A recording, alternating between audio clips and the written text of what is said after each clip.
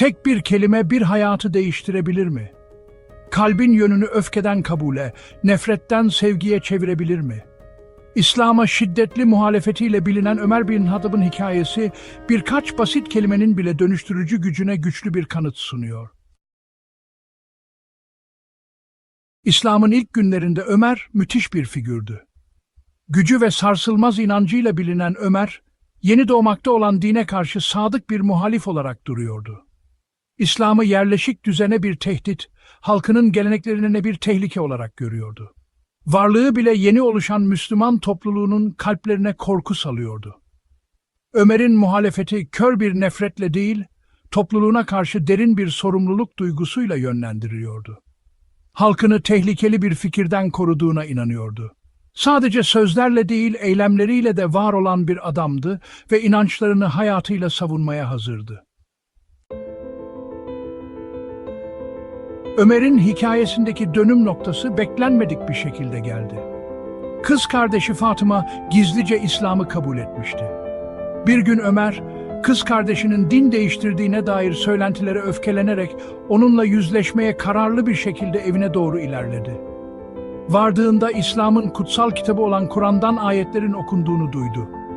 Anlayamadığı bir güçle dolu olan sözler öfkesini deldi geçti. Sözlerin güzelliği ve hakikati onu yıkarken olduğu yerde dona kaldı.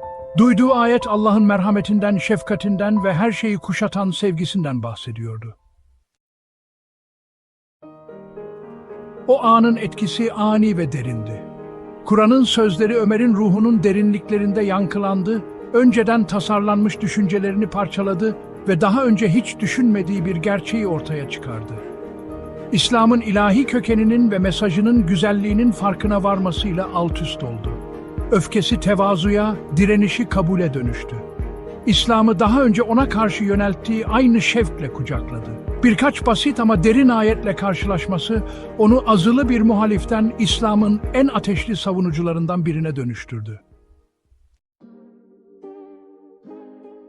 Ömer'in hikayesi uzak bir geçmişe kök salmış olsa da bugün bizim için derin bir anlam taşıyor.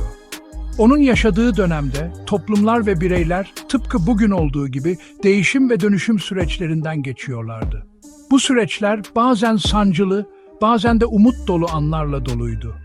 Dönüştürücü anların en beklenmedik yerlerden ortaya çıkabileceğinin güçlü bir hatırlatıcısı olarak hizmet ediyor.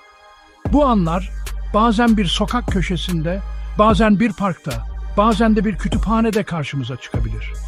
Her bir an hayatımızda derin izler bırakabilir.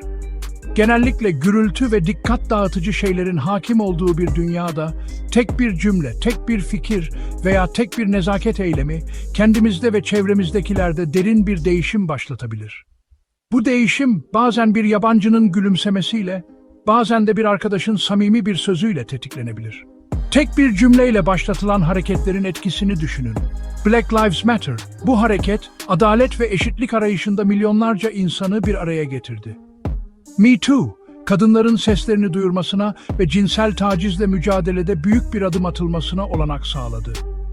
I Have a Dream, Martin Luther King Jr.'ın bu ünlü konuşması, sivil haklar hareketinin sembolü haline geldi. Bu basit ama güçlü ifadeler konuşmaları ateşledi. Bakış açılarına meydan okudu ve eylemi teşvik etti. İnsanlar bu ifadelerle birlikte kendi hikayelerini paylaşmaya ve toplumsal değişim için harekete geçmeye cesaret buldular. Ve sonuçta toplumsal normları yeniden şekillendirdi ve daha fazla anlayış ve empatiyi teşvik etti. Bu hareketler sadece bireylerin değil, toplumların da dönüşümüne katkıda bulundu. Her birimiz küçük de olsa bu dönüşümün bir parçası olabiliriz. Kelimeler muazzam bir güce sahiptir. Öfke ve nefreti körükleyebilirler. Ama aynı zamanda sevgiye, şefkate ve anlayışa da ilham verebilirler. Tıpkı bir tohumun güçlü bir ağaç potansiyelini taşıması gibi tek bir kelimede hayatları dönüştürme gücüne sahiptir. Hayatlarına tek bir cümle veya fikirle dokunulan, hatta devrim yaratılanların hikayeleri sayısızdır. Martin Luther King Jr.'ın I Have a Dream konuşmasından Malala Yousafzai'nin kız çocuklarının eğitimi için sarsılmaz savunuculuğuna kadar tarih, kelimelerin ilham verme, iyileştirme ve değişimi ateşlemedeki dönüştürücü gücünün örnekleriyle doludur. Hangi kelimeler hayatınızı dönüştürme gücüne sahip? Belki kutsal bir metinden bir ayet, bir şiirden bir dize veya hayran olduğunuz bir kişiden bir alıntıdır. Ruhunuzda derin yankı uyandıran tek bir kelime bile olabilir. Sevgi, affetme, umut. Önemli olan açık olmak, dikkatle dinlemek ve dilin gücünün size dokunmasına izin vermektir. En derin değerlerinizle, özlemlerinizle ve anlam ve amaç arayışınızla yankı uyandıran kelimeler arayın. Ömer'in hikayesi, inançlarımız ne kadar köklü görünürse görünsün, dönüşümün her zaman mümkün olduğunu hatırlatır. Hayatın her anında, her köşesinde değişim için bir fırsat vardır. Ömer gibi hepimizin içinde değişim kapasitesi var. Bu kapasite bizi daha iyi bir versiyonumuza dönüştürebilir. Öfkeye ve kızgınlığa tutunmayı seçebiliriz. Bu duygular bizi geride tutan zincirler gibidir. Ya da kalplerimizi ve zihinlerimizi yeni olasılıklara açmayı, kelimelerin dönüştürücü gücünü kucaklamayı seçebiliriz. Bu seçim bizi daha aydınlık bir geleceğe taşır ve daha fazla anlayışa, şefkate ve sevgiye doğru yönlendirilmemize izin vermeyi seçebiliriz. Bu insan olmanın özüdür. Dönüşüm yolculuğu her zaman kolay değildir. Zorluklarla doludur ve bazen yorucu olabilir. Cesaret, öz yansıtma ve kendi önyargılarımız ve sınırlamalarımızla yüzleşme istekliliği gerektirir. Ancak ödülleri ölçülemez. Kendimizi ve çevremizdeki dünyayı daha derinlemesine anlamak, daha büyük bir amaç duygusu ve topluma katkıda bulunma arzusu doğar. Bu süreçte değerlerimizle uyumlu bir yaşam sürmenin derin sevinciyle karşılaşırız. Ve bu, hayatımızın her anına anlam katar. Değişim bizi daha iyi bir dünya yaratmaya yönlendirir.